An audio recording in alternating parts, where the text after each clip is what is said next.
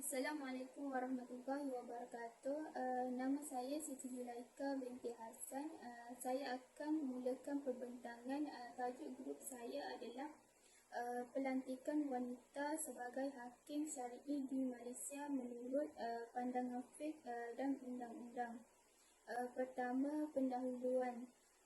Sejarah perkembangan perundangan Islam di Malaysia memperlihatkan bidang kehakiman Islam didominasi oleh lelaki. Namun perubahan semasa telah menyebabkan negara mempertimbangkan kelayakan kehakiman kepada wanita. Sebahagian negeri menerima dan sebahagian negeri menolak pelantikan wanita sebagai hakim. Namun ia bukanlah perkara yang bertentangan dengan syarat. Assalamualaikum warahmatullahi wabarakatuh. Nama saya Nik Narain binti Nik Muhammad Azizi yang bernombor metrik I193041132. Okey, seterusnya saya akan menyambungkan pembentangan daripada kumpulan saya, iaitu perlantikan hakim wanita menurut perspektif syarak. Okey, tinjauan daripada ulama klasik berkaitan wanita dilantik sebagai hakim didapati mempunyai beberapa khilaf. Secara ringkasnya, terdapat 3 klasifikasi hukum yang lahir dari perbahasan ulama'. Antaranya, larangan secara mutlak, keharusan secara mutlak dan dibenarkan dengan pengecualian terhadap kes-kes tertentu.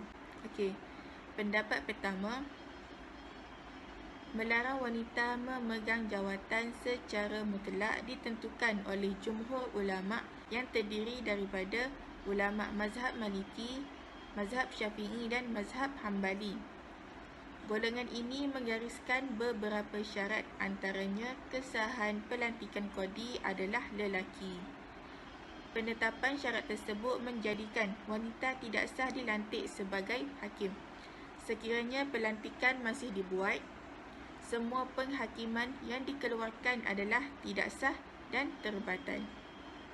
Pendapat kedua pula ditentukan oleh Ibnu Jarir Al-Tabari dan Ibnu Hazmi Al-Zahiri, menyatakan harus bagi wanita mengadili dalam semua perkara tanpa batasan terhadap kes-kes tertentu sahaja.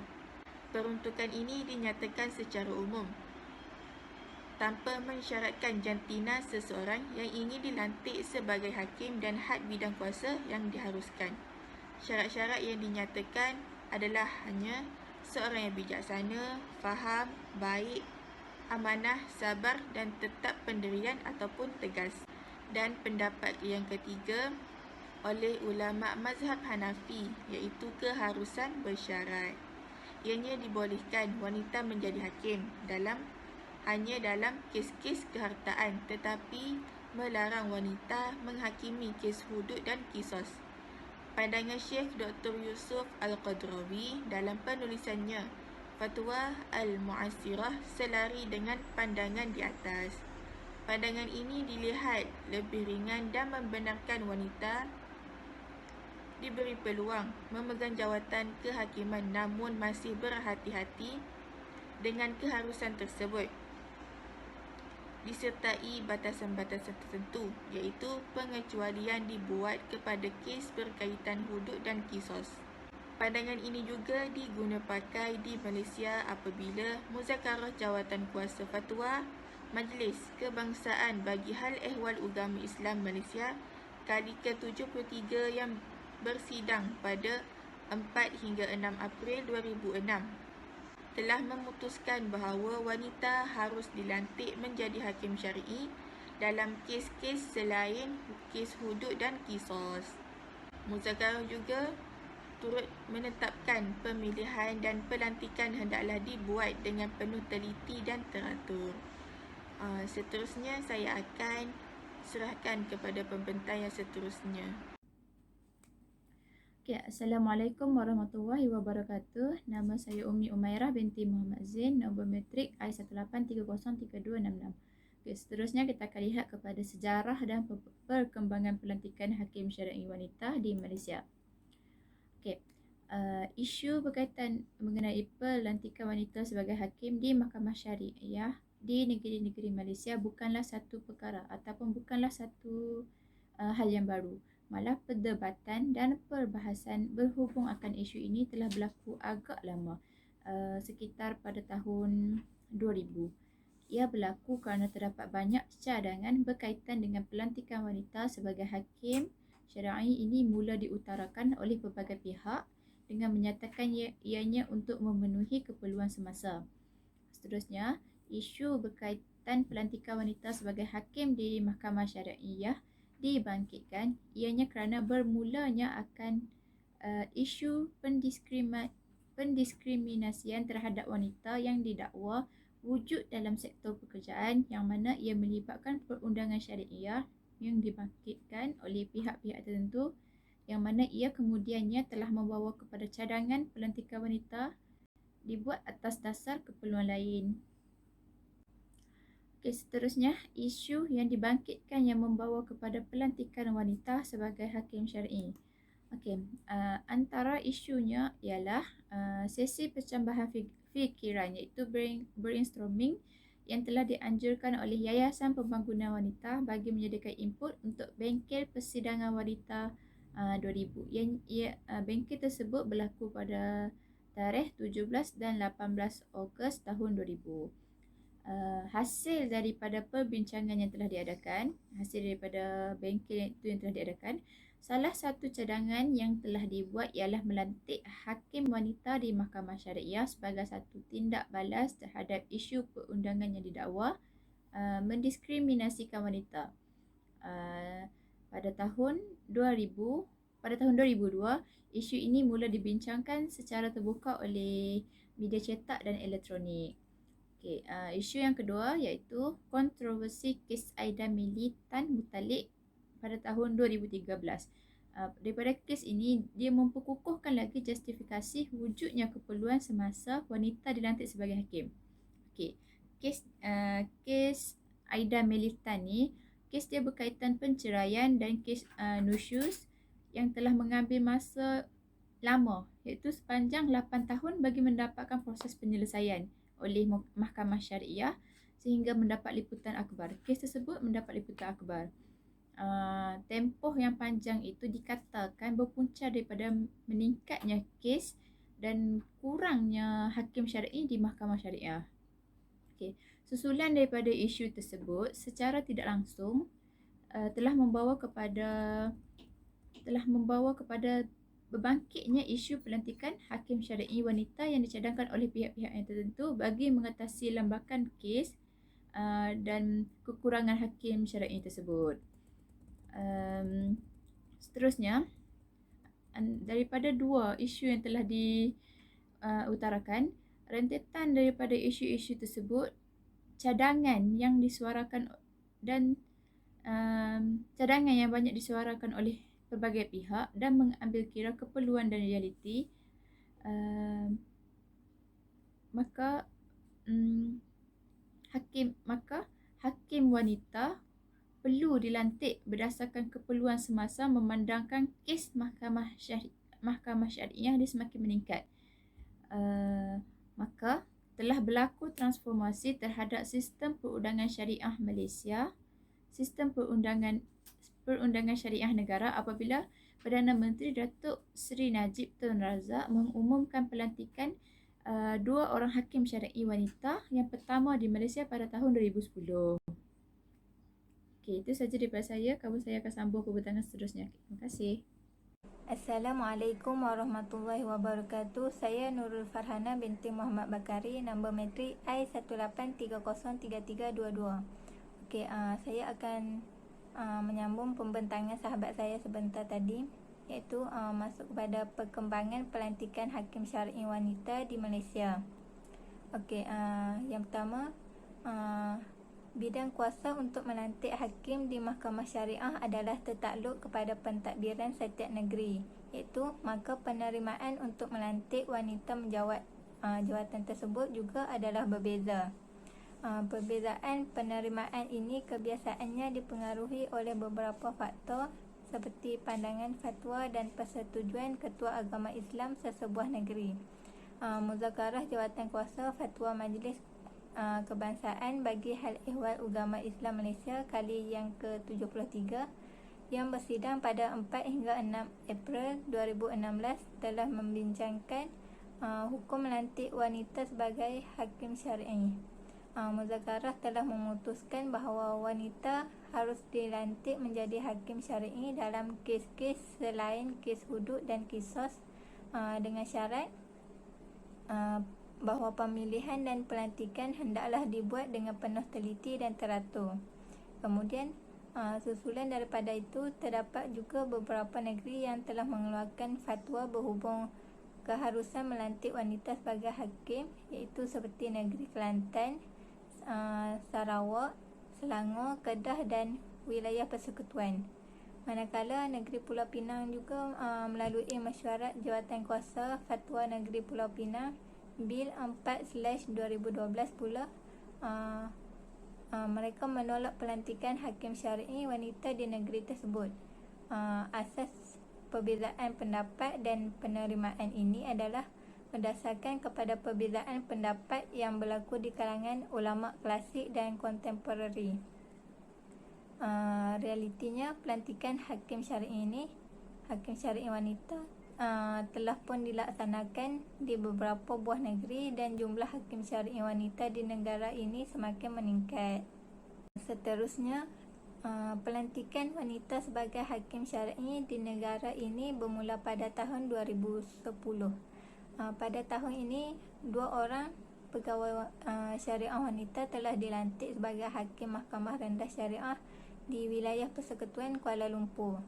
Pelantikan tersebut telah mengukir sejarah perundangan syariah negara, di mana kedua-dua pegawai tersebut merupakan wanita pertama yang dilantik sebagai hakim syar'i di Mahkamah Syariah. Seterusnya, penerimaan ini juga disusuli negeri Melaka pada tahun 2011 dan beberapa negeri lain pada tahun berikutnya. Pada 27 Jun 2016, negeri Selangor juga telah melakar sejarah tersendiri apabila telah melantik 2 orang pegawai syariah wanita sebagai hakim Mahkamah Tinggi Syariah di negeri tersebut. Lebih membanggakan lagi, pada tahun 2017, Prof. Datuk Seri Dr. Zaliha Kamaruddin, Rektor Universiti Islam Antarabangsa iaitu UIA, pada ketika itu dia dilantik sebagai salah seorang ahli panel Hakim Mahkamah Rayuan Syariah Terengganu yang berkuat kuasa pada 17 Oktober 2017. Sekian sahaja daripada saya serahkan kepada sahabat saya yang seterusnya. Assalamualaikum warahmatullahi wabarakatuh. Nama saya Siti Nurliana binti Razamai, Nomometri I19304-104. Okey, seterusnya saya akan sambung bertangan daripada kumpulan saya, iaitu peruntukan undang-undang berkaitan hukum syar'i. Jika semua peruntukan ini adalah hampir sama dari segi kandungan peruntukan dan hanya berbeza dari segi susunan komposisi section sahaja. Perhatikan hakim syar'i adalah di bawah bidang kuasa sultan atau raja-raja negeri berkenaan, kecuali bagi wilayah persekutuan dan negeri yang tidak mempunyai sultan tertakluk kepada kuasa yang di-Pertua Agong dan Sabah oleh yang di-Pertua negeri. Okey, contoh Akta Pentadbiran Agama Islam, itu wilayah persekutuan 1993, Akta 505. Dalam hal pelantikan hakim syar'i telah ditetapkan ketua hakim syar'i yang akan dilantik harus memenuhi syarat kelayakan yang telah ditetapkan dalam Akta 505, iaitu warga negara. Sebelum pengangkatan tersebut, mestilah tidak kurang tempoh 10 tahun berkhidmat sebagai hakim Mahkamah Tinggi Syariah. Pendaftaran atau pendakwa syar'i yang mempunyai pengetahuan tentang undang-undang Islam dan semua pelantikan di bawah seksyen ini telah ditetapkan. Selain itu, hakim Mahkamah Rayuan Syariah diperuntukkan bagi pelantik hakim yang dianggotai tidak lebih daripada 7 orang Islam dengan tempoh pegangan jawatan tidak melebihi 3 tahun. Pelantikan hakim Mahkamah Tinggi Syariah mestilah warga negara. Sebelum dilantik hendaklah mempunyai perkhidmatan tidak kurang daripada 10 tahun berkhidmat sebagai hakim Mahkamah Rendah Syariah. pendaftaran atau pendakwa syar'i, berpengetahuan tentang hukum syarak, dan semua pelantikan di bawah seksyen ini diwartakan. Kajian dan rekod catatan berkaitan peruntukan pelantikan hakim setakat ini menunjukkan seseorang yang dilantik sebagai hakim tidak terhad secara khusus kepada suatu jantina, baik lelaki maupun perempuan. Peruntukan yang digariskan hanyalah secara umum, iaitu seseorang itu mestilah beragama Islam dan mempunyai kewarganegaraan. Ini secara tidak langsung menjadikan status jantina seorang bukan penghalang untuk memegang jawatan tersebut. Oleh itu, wanita juga berhak memohon, dipertimbangkan dan seterusnya dilantik untuk mengisi jawatan sekiranya berkemahiran dan berpengalaman serta memenuhi syarat yang ditetapkan. Kandungan Undang-Undang Mahkamah Syariah Kedah 1993 jelas menunjukkan bahawa tidak ada syarat bahawa calon ketua hakim syar'i atau hakim mahkamah tinggi syariah adalah lelaki. Bagaimanapun, analisis terhadap satu negeri berhubung pelantikan hakim syar'i di Malaysia mendapati bahawa sedikit berbeza di antara peruntukan pentadbiran undang-undang dalam penguat kuasa Faham 1991 berbanding negara-negara lain berhubung syarat-syarat seorang dilantik sebagai ketua hakim syar'i dan hakim mahkamah tinggi syariah mestilah seorang lelaki Islam. Peruntukan ini telah ditegaskan oleh beliau bahawa ianya memenuhi kehendak majoriti ulama bahawa wanita tidak boleh menjadi hakim. Seksyen 34 Akta 505 menjelaskan bahawa fakta yang ditetapkan adalah sebahagian daripada undang-undang wajib dipatuhi oleh semua mahkamah syariah bagi negara itu. Antara negara yang mengeluarkan fatwa mengenai keperluan wanita dilantik sebagai hakim di mahkamah syariah ini adalah wilayah Persekutuan Kuala Lumpur, Kelantan dan Sarawak, dan hanya wilayah Persekutuan Kuala Lumpur yang menetapkan fatwa yang mengikatkannya untuk dilaksanakan. Tinjauan terhadap penulisan dan kajian yang dijalankan mengenai undang-undang berhubungan status hakim syariah wanita di negeri-negeri menunjukkan ia tidak dibincangkan dari aspek kesenakan, ia juga tidak dilaksanakan secara terperinci kerana tidak menyentuh kelayakan lain yang turut menjadi teras kepada kandungan peruntukan yang membolehkan seorang itu dilantik sebagai hakim. Terima kasih. Itu sahaja daripada saya. Terima kasih. Saya akan serahkan kepada pembentang seterusnya. Saya Batrisya Hanis binti Abdul Halim memegang nombor matrik I1930413. Saya akan menerangkan mengapa hakim syar'i wanita di Malaysia harus diterima di dalam institusi mahkamah syariah. Antara sebab penerimaan hakim syar'i wanita di Malaysia ialah persaingan peluang pekerjaan. Seperti yang kita ketahui, dalam dunia kini terdapat lebih ramai golongan wanita berbanding lelaki. Bukan itu sahaja, malah dalam institusi pendidikan juga terdapat lebih ramai mahasiswi berbanding mahasiswa yang mengambil sesuatu jurusan di universiti. Hal ini menyebabkan terdapat lebih ramai graduan wanita yang akan merebut sesuatu peluang pekerjaan itu. Jadi secara logiknya, wanita juga mempunyai peluang untuk memegang jawatan sebagai hakim syar'i di mahkamah syariah. Selain itu, antara sebab lain penerimaan wanita sebagai hakim syar'i di mahkamah syariah ialah untuk mengendalikan kes yang tidak dapat diuruskan oleh hakim lelaki, terutamanya yang melibatkan perasaan wanita. Hal ini amatlah penting agar tidak berlakunya perselisihan faham dan isu berat sebelah dalam mengendalikan sesuatu kes. Oleh itu, pelantikan hakim syar'i dalam golongan wanita amatlah diperlukan bagi menegakkan hak-hak sebagai seorang wanita serta membantu golongan wanita yang ditindas oleh golongan yang tidak sepatutnya. Antara sebab lain pula, wanita juga layak diterima sebagai hakim syar'i sekiranya mereka mencukupi syarat dan mempunyai ciri-ciri sebagai seorang hakim yang mampu bersikap adil terhadap kes yang diuruskan. Dalam hal ini, jantina bukanlah satu halangan dalam melantik seorang hakim syar'i. Malah perkara yang perlu diutamakan adalah keupayaan, kelebihan dan kelayakan seseorang individu tersebut. Contohnya, jika seorang wanita itu telah mempelajari bidang syariah atau kehakiman, sudah pasti wanita tersebut telah pun mengetahui dengan lebih mendalam mengenai hukum-hukum dalam Islam. Jadi, kelayakan yang terdapat pada diri seseorang juga merupakan faktor seseorang itu layak untuk digelar sebagai hakim syar'i. Assalamualaikum warahmatullahi wabarakatuh. Nama saya Nur Atira binti Maisa, nombor metrik I19304-118. Saya akan menyambung pembentangan rakan saya, iaitu justifikasi yang menolak wanita untuk dilantik sebagai hakim syar'i. Baik, yang pertama ialah berpandukan mazhab yang dipegang oleh penganut agama Islam di Malaysia, iaitu mazhab Syafi'i. Dalam mazhab Syafi'i telah dinyatakan bahawa wanita tidak dibenarkan untuk menjadi hakim. Firman Allah dalam surah An-Nisa ayat 34 yang bermaksud kaum lelaki itu adalah pemimpin dan pengawal yang bertanggungjawab ke atas kaum perempuan. Oleh kerana Allah telah melebihkan lelaki berbanding perempuan.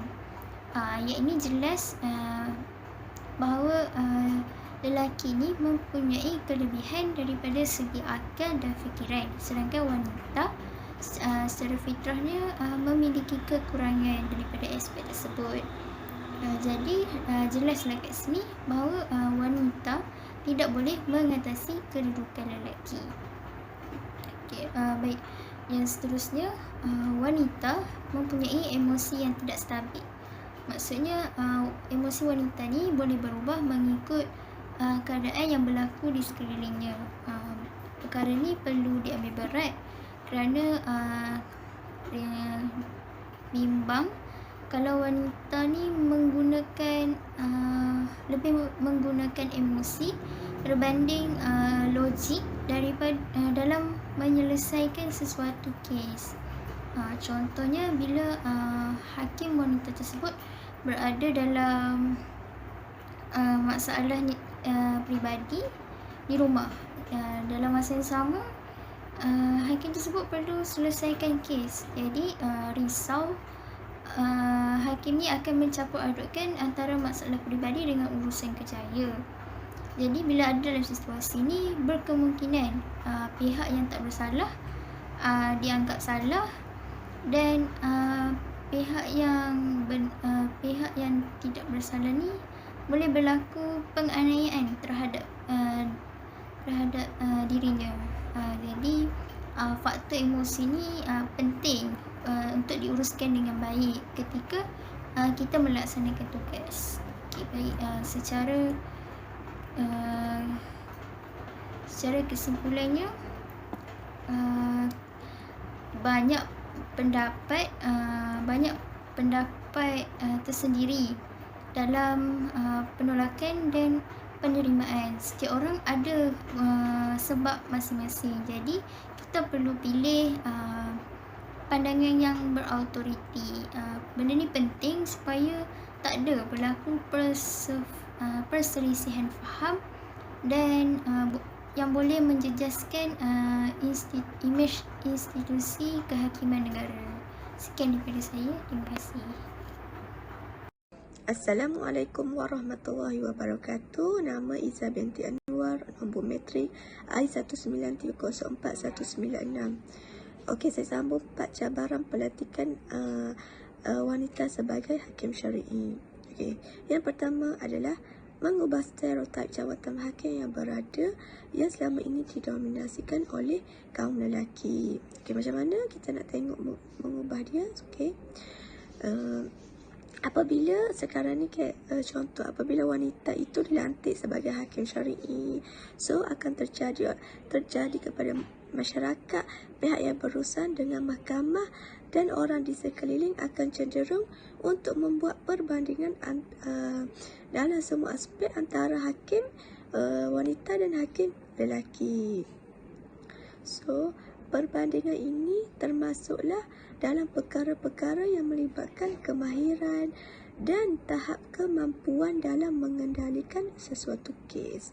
Kalau perempuan tidak mengawal emosi, tak stabil, kemahiran dan dalam menguasai semua aspek perundangan termasuk prosedur dan hukum syarak.